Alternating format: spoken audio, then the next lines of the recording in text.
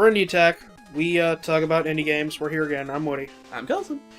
And today, we are beginning a week of homage games, pastiche games, dedication games to other titles. And we're going to start that off with a game that is admittedly a pseudo-indie game. I'm going kind of a technicality on this one, but hey, it's our show. We can do what we want. This is Megaman X Street Fighter, or rather, Street Fighter X Megaman, I think is the actual title. Okay. Although it's definitely a Mega Man game. It is developed by, I'm gonna mispronounce this, but Seo Zhonghui. Okay. Who is the original creator of this game. This game has a bit of a story behind it. He brought that to Capcom and showed them it at EVO. Capcom took an interest in that and decided we're going to make this an official product. And so they helped him with some marketing and some QA testing, and they're hosting the game for free. I will mention this is a free game, even though Capcom put it out. And this was the 25th anniversary release for the Mega Man franchise.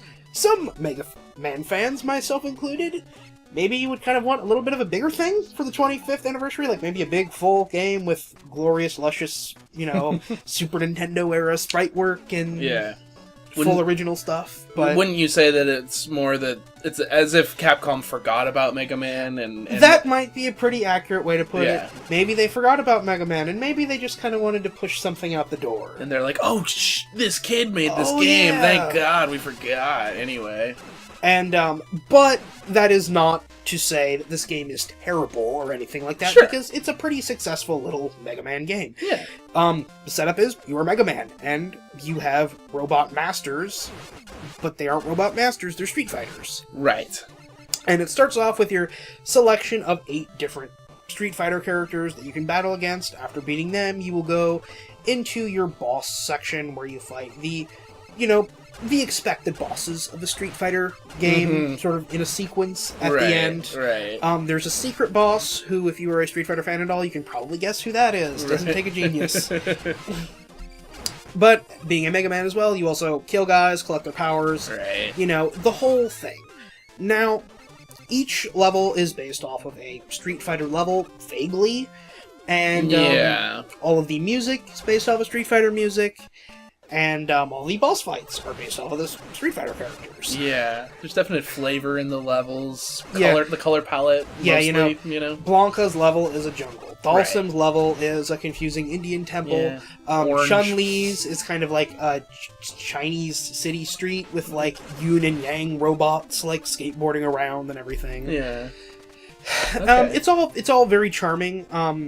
From a design perspective, there's maybe a couple of things that I don't like as much as some of the other Mega Man games. The levels don't feel as good as a lot of the other ones. Sometimes it feels a little too much like it's just a lot of enemies in a location, and there's not really cohesive level design like you'd see with a lot of the old Mega Man games. Yeah. Like a bunch of small platforms and stuff flying in to kill you or something like that. Sure. It's a lot of, this is a room with enemies in it, and you need to go through it. Like, very simple, kind of. Yeah. Yeah.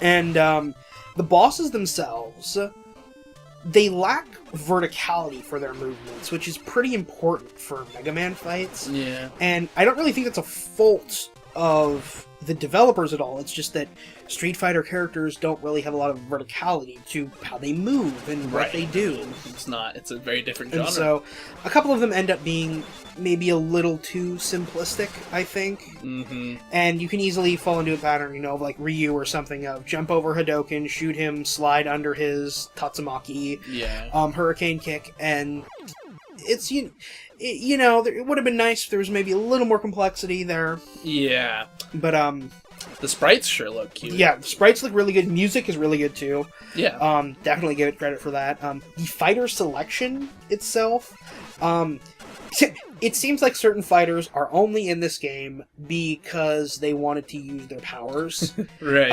And now these are characters I like, too. Urien, specifically, I will definitely call out as Urian's Aegis Reflector is very obviously only in this game because it reflects bullets and it has like a cool effect. Yeah. And I would say the same thing is probably true for Rolento and Rose, who, they're not really huge Street Fighter characters. No. They're semi-popular, but they have really good powers for a Mega Man game. It's an interesting way of approaching it, And it's sad because there's a lot of really great Street Fighter characters that are really popular that don't really translate to a game like this. Like, you can't really do Zangief too easily in a game like this, or a grappler. Like a giant grappler. Yeah, it's pretty hard to do in a game like this. Yeah, definitely. So E-Honda kind of too. I mean, I don't know.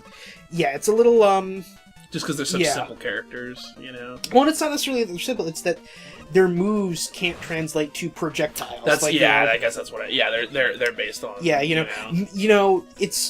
would be pretty difficult to give like Mega Man, a suplex or something. Right, exactly. For one of his power moves, elbow drop. So it kind of seems like I'm being really negative on this, but it's just a lot of small complaints. Like, it's still a really great game, and it's a really great game for free too. Definitely. And there's a lot here to play through. Yeah, definitely.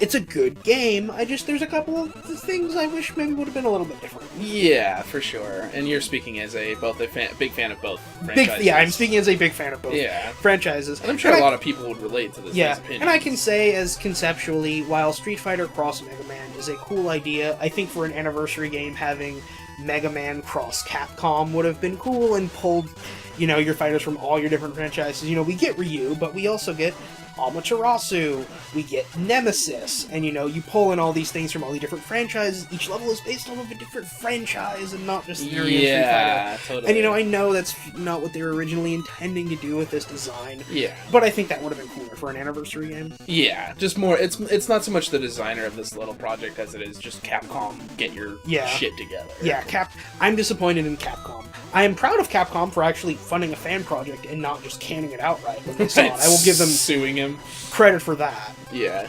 But in all other regards, I'd recommend it if you're a big Mega Man fan and a big Street Fighter fan, but if you're not, I think you should probably go back and play the other Mega Man titles instead of playing this. Definitely.